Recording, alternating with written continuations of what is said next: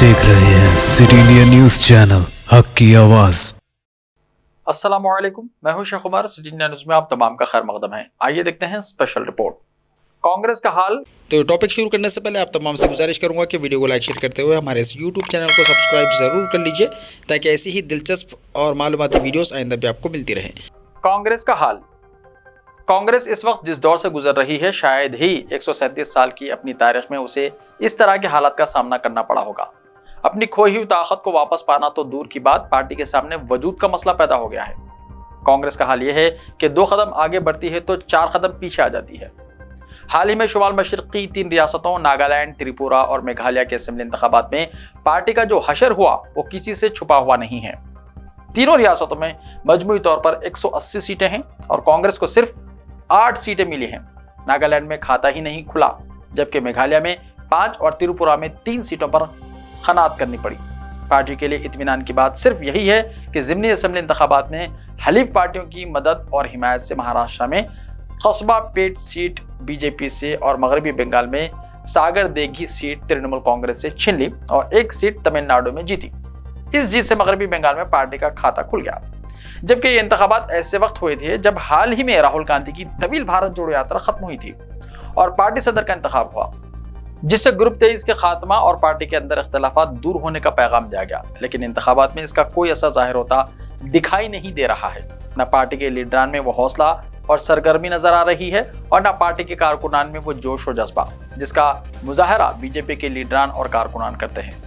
कांग्रेस इस वक्त 2 रियासतों राजस्थान और छत्तीसगढ़ में अपने बलबूते पर इख्तिदार में है, जबकि बिहार और झारखंड में मखलूत हुकूमत में शामिल है।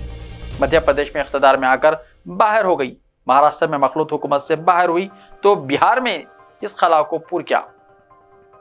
बाकी पूरे मुल्क में इसका बुरा हाल है। मुसलसल 2 पार्लिमानी इंतखाबात से वो लोकसभा में अपोजिशन लीडर का दर्जा हासिल नहीं कर पा रही है, जबकि मुल्क भर के असेंबलियों की जहां 4033 मेंबरान हैं, उनमें से सिर्फ 658 कांग्रेस के हैं, जिनमें से 269 सिर्फ राजस्थान, मध्य प्रदेश और छत्तीसगढ़ में हैं। इस वक्त मुल्क में हर 16वां मेंबर असेंबली पार्टी का है।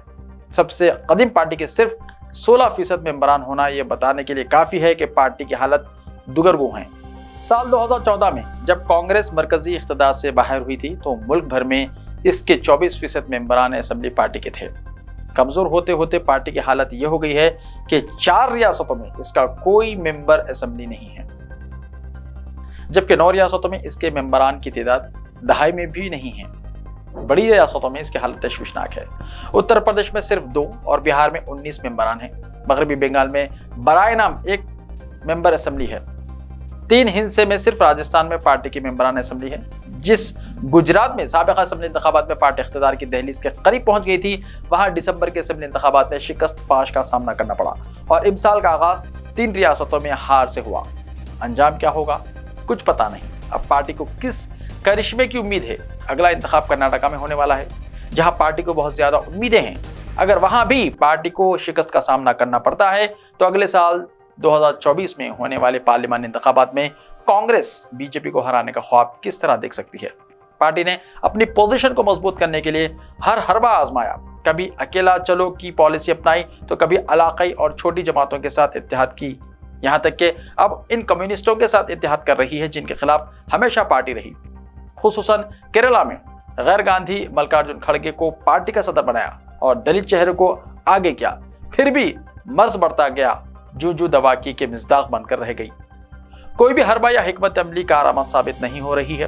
पार्टी एक बार फिर इत्तेहाद की राह पर चलने की बात तो कह रही है, लेकिन सवाल यह है कि कौमी सतह पर इसकी क़यादत को इलाकाई पार्टियां तस्लीम करेंगी, क्योंकि जिन इलाकाई पार्टियों के साथ इत्तेहाद करना है उनके और कांग्रेस के वोटर इकसा हैं।